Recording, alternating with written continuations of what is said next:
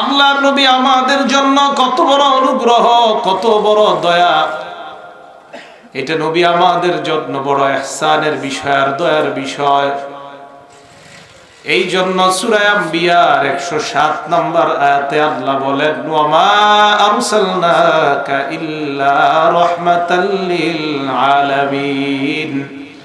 এ নবী মুহাম্মদ, আমি আপনাকে গোটা জগতের জন্য রহমত স্বরূপ প্রেরণ করলাম।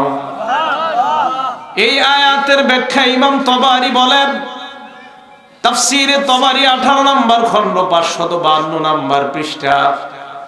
ইমাম তবারি বলেন, আন্নাল্লাহ আরসালা মুহাম্মাদান নাবিয়্যাহু রাহমাতান লিজামিইল আলামি মুমিনিহিম ওয়া কাফিরিহিম। আল্লাহ তার নবীকে গোটা জগতের জন্য পাঠাইছেন, মুমিন এবং বেঈমান সবার জন্য রহমত করেই তাকে পাঠাইছেন।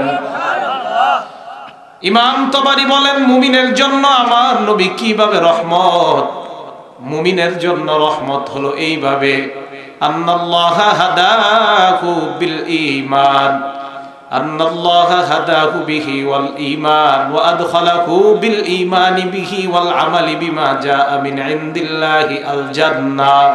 এই নবীর মাধ্যমে আমাদেরকে আল্লাহ হেদায়েত দান করেছেন। শুধু তাই নয়, এই নবীর উপর ঈমান এবং আল্লাহর থেকে যা এনেছেন এই কথাগুলা যদি আমল করা যায়, আল্লাহ পাক রব্বুল আলামিন ওই মুমিনকে মারা যাওয়ার সাথে সাথে আল্লাহর জান্নাতের মেহমান বানায় দেয়। তাহলে ইমানদারের জন্য নবী রহমত, এটা তো বুঝে আসে। বেঈমানের জন্য রহমত, এটা কিভাবে? ওয়া আম্মা কাফিরুহুম, বেঈমানের জন্য রহমত নবী কিভাবে?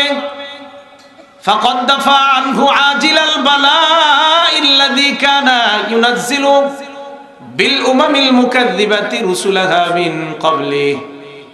এই নবীর আগে যত নবী দুনিয়াতে আসছে, উম্মতরা নবীকে অস্বীকার করার কারণে ওই উম্মতকে আল্লাহ একবারে নগদ আযাব দিয়ে ধ্বংস করে দিয়েছেন। কিন্তু আমাদের নবীর বরকতে এখনো ফ্রান্সের মতো বেঈমানদেরকে আল্লাহ নগদ আযাব দিয়ে ধ্বংস করে নাই। কেন ধ্বংস করে নাই? কারণ আমার নবী বেঈমানের জন্য রহমত। এই জন্য বেঈমানদেরকে একবারে আল্লাহ ধ্বংস করে না। ধ্বংস না করার কারণ হলো এই, কারণ বেঈমানের জন্য আমার নবী রহমত।